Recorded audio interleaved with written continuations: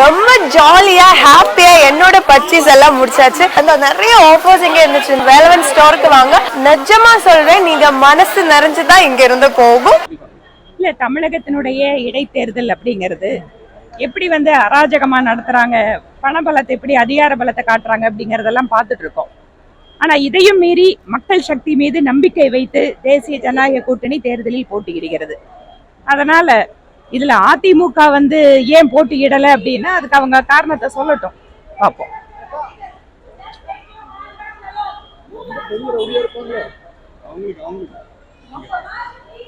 நாளைக்கு எதிர்கட்சியா இருக்கக்கூடிய கட்சி இந்த தேர்தலை புறக்கணிச்சிருக்காங்க.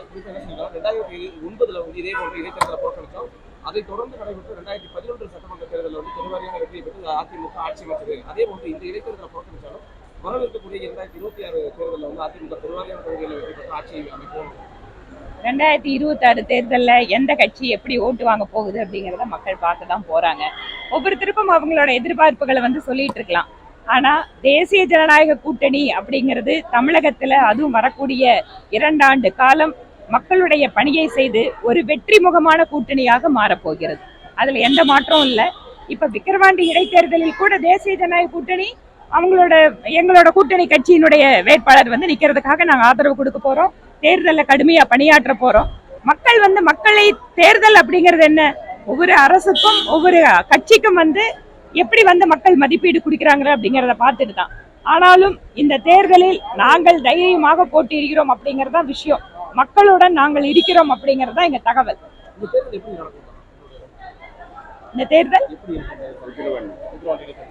விக்கிரவாண்டி இடைத்தேர்தல் பார்க்கத்தானே போறீங்க, எப்படி இருக்குன்னு பாப்போம். நம்ம எல்லாரும் சேர்ந்து பாப்போம்.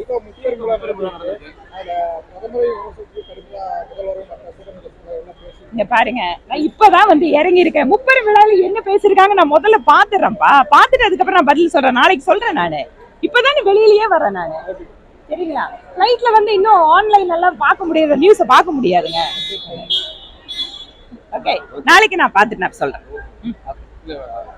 எங்க கட்சியில யாருமே விமான நிலையத்திலயோ வெளியில போகும்போது சந்திக்க மாட்டோம் அப்படின்னு ஒரு கருத்து சொல்லியிருந்தாரு. அப்ப நீங்க எல்லாம் என்ன, அப்ப நீங்க எல்லாம் இல்ல, நான் நீங்க தானே பாக்குறீங்க. ஃபிளைட்டும் லேட், இப்பதான் இறங்கி வெளியில வர்றேன். நான் வந்தோன்னு உங்களை எல்லாம் எதிர்பார்க்கவே இல்லை. திடீர்னு இங்க நின்னுட்டு எதை கேள்வி கேக்குறீங்க? சரி, சொந்த ஊருக்காரங்க உங்களை நான் என்னத்த சொல்ல முடியும்? அதனால சரின்னு ஏதோ கேக்குற கேள்விக்கு நான் பதில் சொல்றேன்னா என்னப்பா நீங்க எது பண்ணாலும் ஏதோ ஒரு பிரச்சனைகள் கொண்டு வந்து விடுறீங்க.